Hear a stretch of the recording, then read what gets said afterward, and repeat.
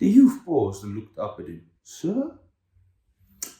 Every choice we make, there's no right one. It all ends in the same place. I don't. Never you mind, Private. Be grateful if you go through life not understanding this. That in itself is a blessing.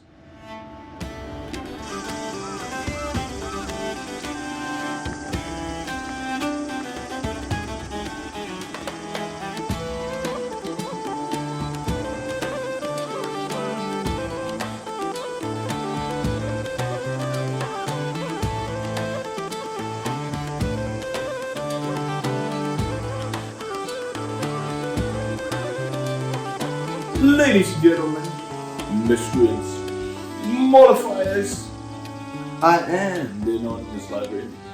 You can call me Al, and welcome to the show. It's not a show, it's a lesson. I am teaching you. I'm teaching you by leading by example. I am leading by example.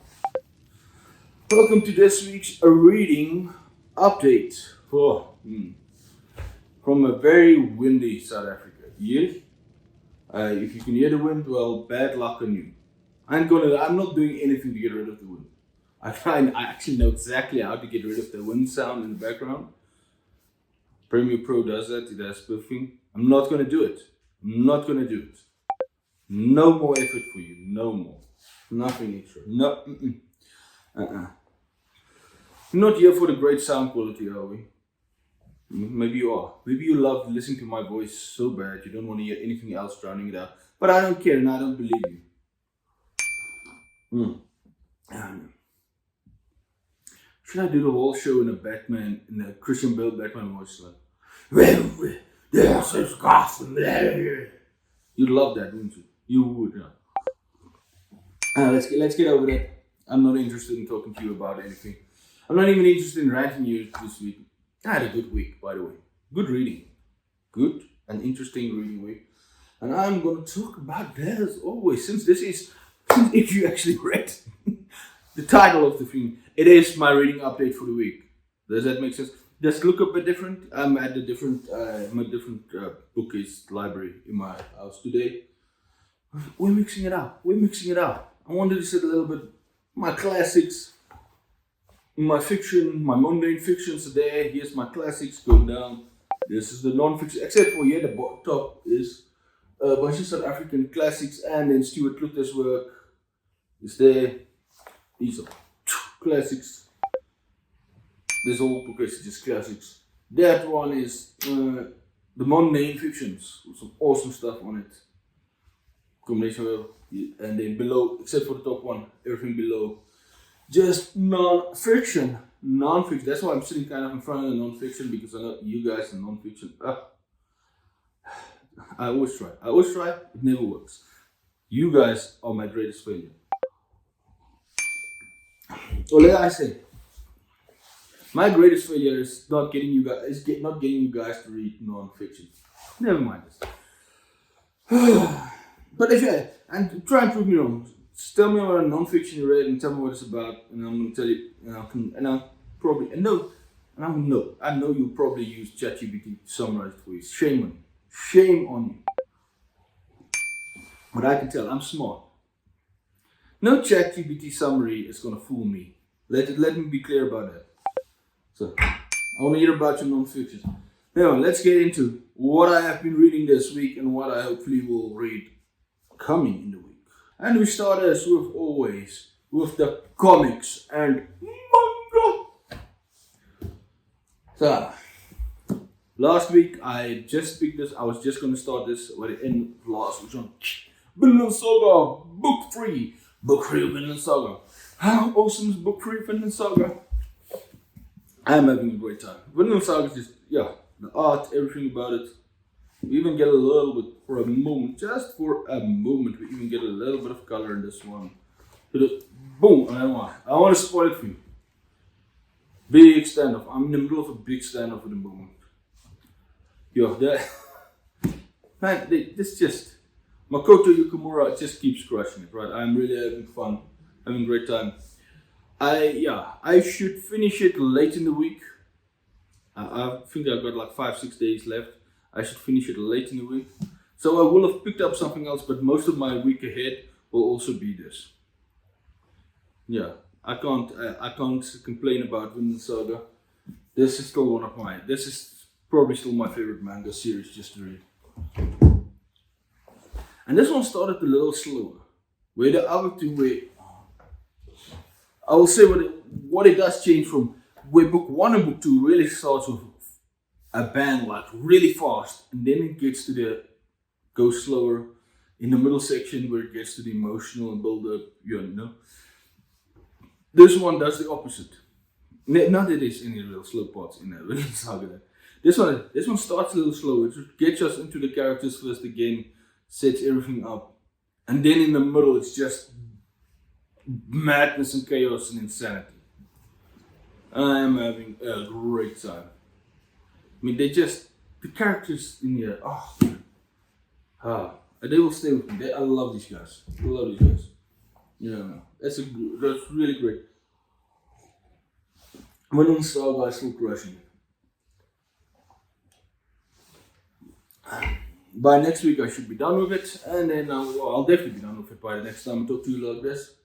Then we can talk about what came next. So next, after that, we have to go to everybody's favorite, not favorite, the stuff that comes behind me that I have to sit in front of because you guys don't want to see it. You guys want to see, oh look, yes, Loves and Love. Oh look, yes, some Hilary Mantel there. Is that yellow face? What is that yellow face on it? No, stop getting angry, man. Like, you are like, sound like, yes, yellow face! Always has yellow face. It's like, R.F. Kuang's album, I hate it all out. I haven't read anything yet. I plan to read Yellow Face hopefully soon. See where I land on it. I'm kind of excited. It sounds interesting. Never mind it. Let's go to the non-fiction. Non-fiction. So I was still continuing with Cinema Speculation by Mr. Quentin Tarantino.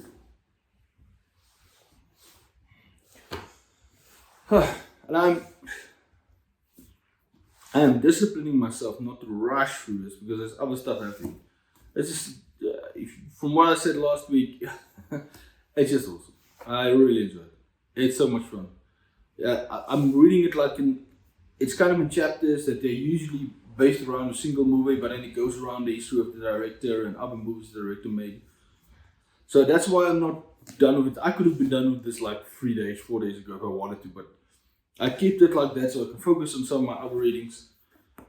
But 20 pages in this, 30 pages, doesn't matter. It flies by as if it's nothing. Tarantino's writing style is great. His insights are fantastic and funny, and it very much feels sometimes like you're watching a Tarantino film when you're reading this book. It's like he will surprise you, shock you, at just great turn of phrase, fantastic. He goes after some of his friends. He doesn't really go after it. He's just like I don't agree with what you said there, and this is why. And it's not mean spirited or anything, but it is funny. It feels like when you're sitting, it almost feels like you're sitting, listening to a guy while he was sitting with his friends and just rubbing each other, just giving each other nonsense,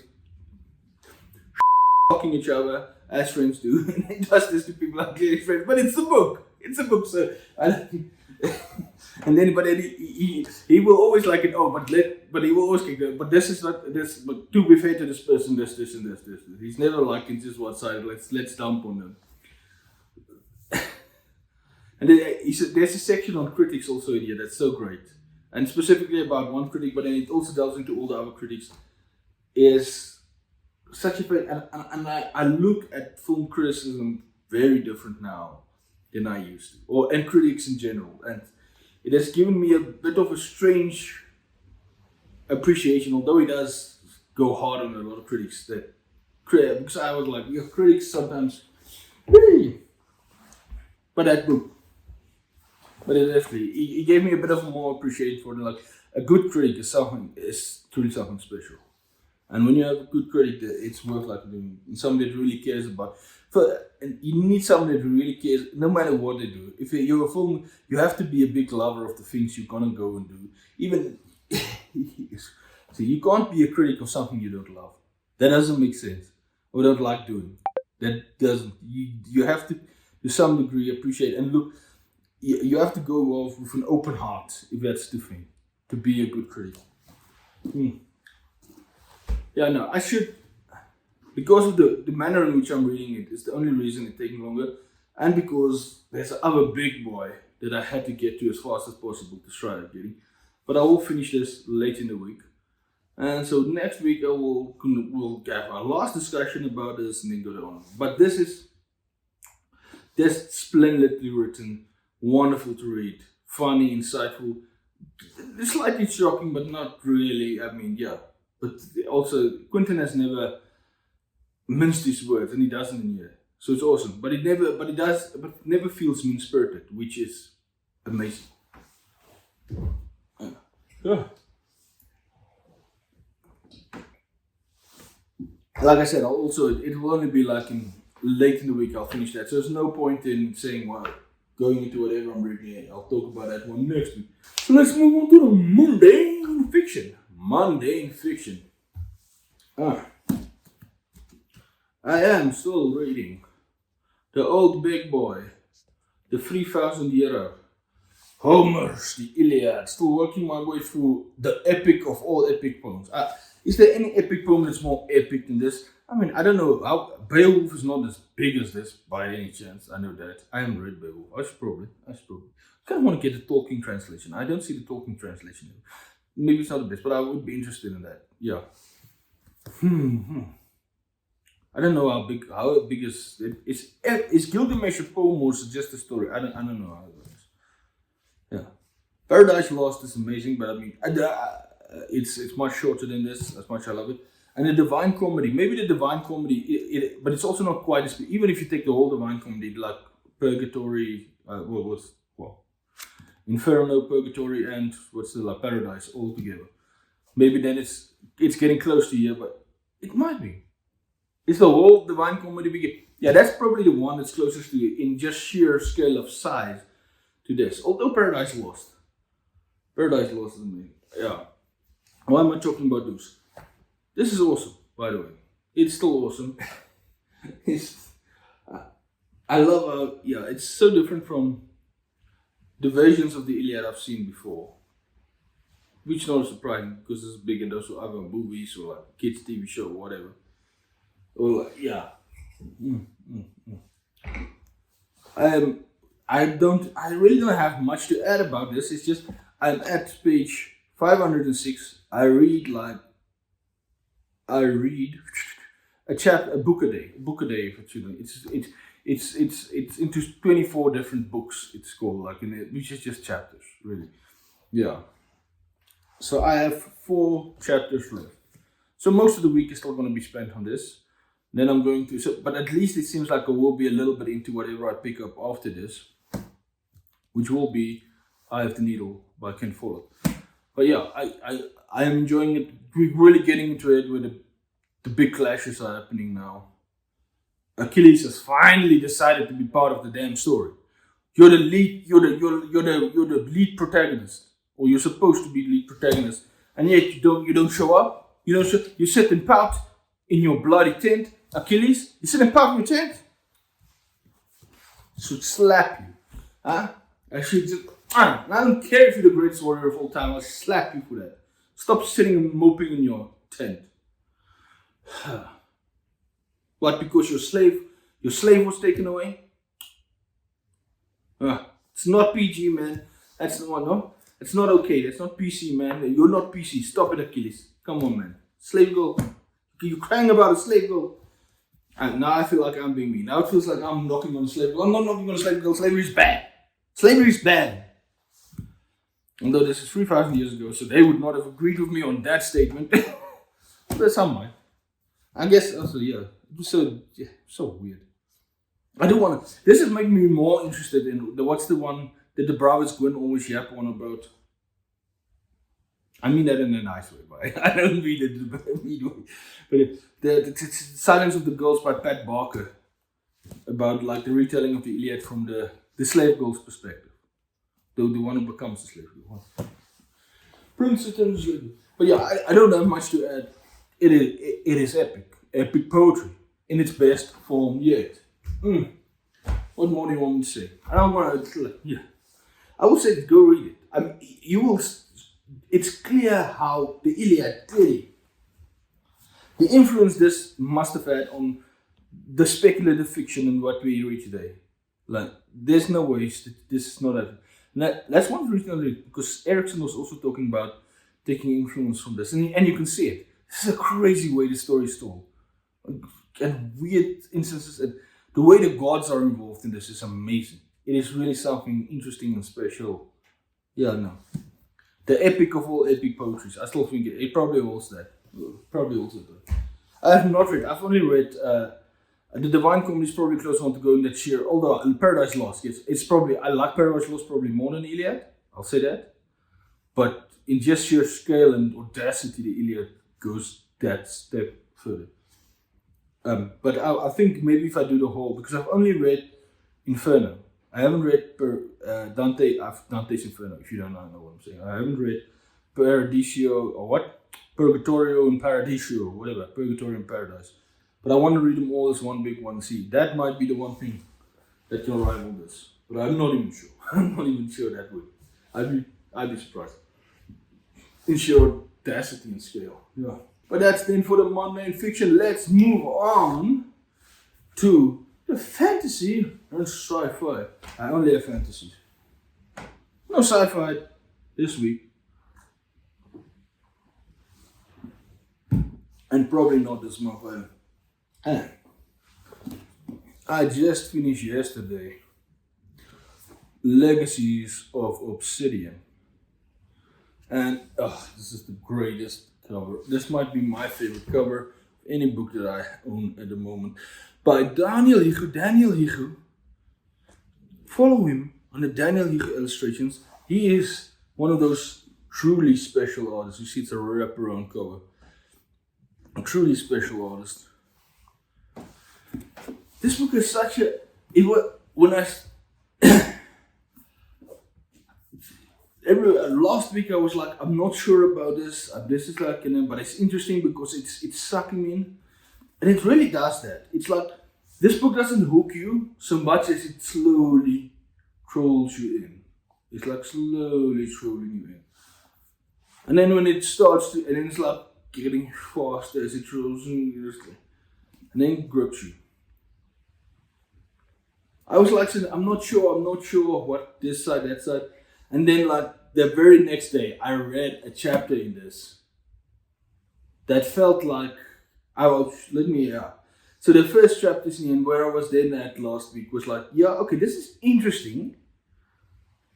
And it started out feeling almost like a teen read, but a very dark teen read at the beginning. And then it feels like a bit of a young adult. There's even a trial aspect at one point in this, right? Although the million things that have done a trial version. And that's where I was at kind of at that point later. And I was expecting a grand epic fantasy. But I wasn't. And then the next day, but okay, so this is how, so let me explain how this works.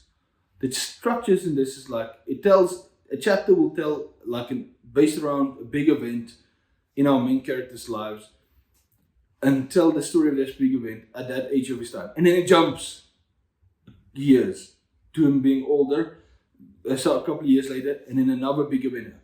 And this always gives it, and since we're seeing it, although it's not written in the first person point of view, it's written in third person, but we're following one character mainly. So we get it, the kind of things from his mind, how he's experiencing it, he's doing it. And the writers choose the liberty to tell it like, so when he's a child, we're telling it like he's a child. We're going to keep with this concept, the wonder of an 8-year-old seeing the world. When he's older, like he's a teenager, the angst, bullying, whatever, that type of stuff, you get that feeling in the angsty teen and the stuff. Older, still a little bit angsty, but getting into his own, but okay, we now you have to go from being a child to being an adult. And then we get to where he is now an adult, a young adult, but an adult, and he's thrown into the world and he's thrust into it to see what the world actually is.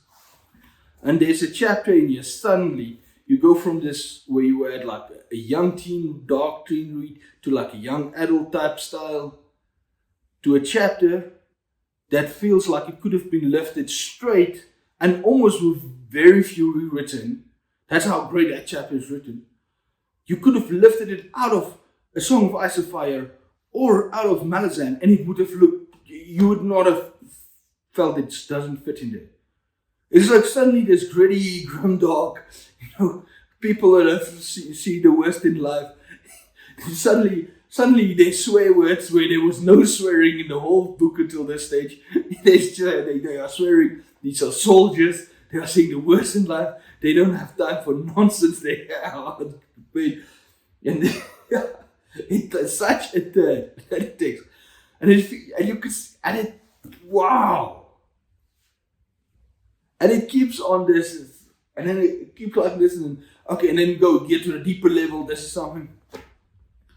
It's very, it definitely wears its influences on its sleeves, and probably the biggest influence on it, where you will see the most nods to, is definitely towards A Song of Ice and Fire. Although I won't say it's anything like that, but the nods are there, where they took like little inspirations from there. Clearly, there are stuff like that will remind you of things like At the Wall. Very much, yeah. And then other stuff that like you say, I see what you did there. It's a little referencing. You also did get definitely this, especially one chapter that is very of a certain section in Lord of the Rings. It is very specifically, and they literally make it so that you can. They're not scared of saying, yeah, that's the one. We're not even going to pretend that one is not an influence on this. A certain event in one of the Lord of the Rings books, and it's like, yeah, and they wear it on their sleeves. They're not ashamed about it, but they do their own thing. It's never like, no, it's not a carbon copy, not even too much influence. It's not like in stealing from that. It's just like, yeah, this is our version of that event. How are we gonna do it? And there's even like there's like small nods to like there's like a small nod to even Harry Potter, because there's with a certain surname that you come across here, luckily not Potter, but he's like, I see what you did there.